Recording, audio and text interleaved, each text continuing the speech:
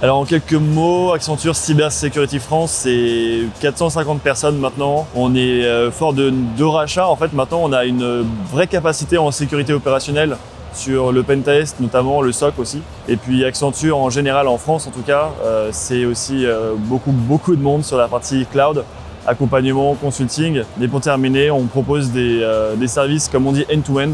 On peut accompagner un client du début à la fin dans un accompagnement, que ce soit technologique, sécurité, réponse à incident par exemple. Une journée type pour un analyste en cybersécurité dans un SOC, c'est vraiment gérer en fait les alertes qui sont venues pendant son absence, les qualifier, essayer de tout de suite déterminer si on est sur un incident ou pas, et ensuite proposer au client une rémédiation, voire prendre les actions qu'il faut pour entrer en crise par exemple si nécessaire.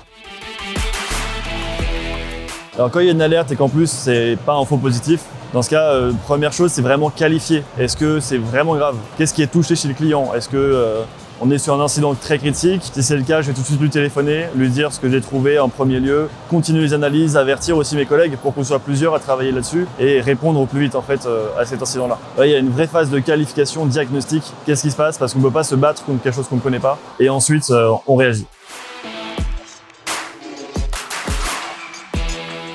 Alors actuellement, tous les jours, on utilise évidemment un SIEM. En plus de ça, on va surtout passer sur un SOAR, ça dépend comment les gens le lisent. C'est donc un outil qui permet d'automatiser un petit peu entre la partie gestion d'une alerte et réaction. On va pouvoir automatiser beaucoup d'actions pour ajouter du contexte, pour réagir plus vite, pour faciliter en fait la vie d'un analyste et surtout ajouter de la valeur ajoutée encore plus. Sans oublier Teams, puisque pour la collaboration et la communication, c'est super important.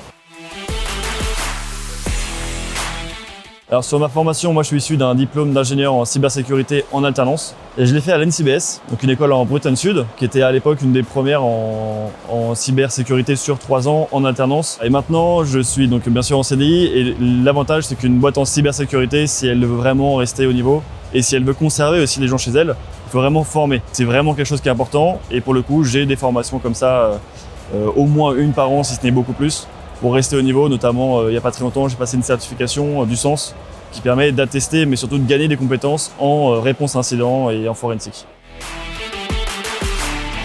Le premier conseil, c'est vraiment être motivé. Être motivé du contexte, de l'environnement, de la cyber en général. Donc rester en fait au courant de ce qui se passe. Pour moi, la motivation, ça va être vraiment un gros point. Quelqu'un qui a des compétences qui n'est pas motivé, ne sera pas forcément engagé dans son travail, quoi. Et puis la deuxième, c'est vraiment être force de proposition. C'est pas parce qu'on est dans l'entreprise depuis 6 mois qu'on n'a pas de bonnes idées. Et c'est comme ça qu'on évolue tous. C'est se dire, je suis dans une équipe et j'en fais partie et on va grandir ensemble. Pourquoi pas aller vers là ou là, c'est toujours des bonnes idées.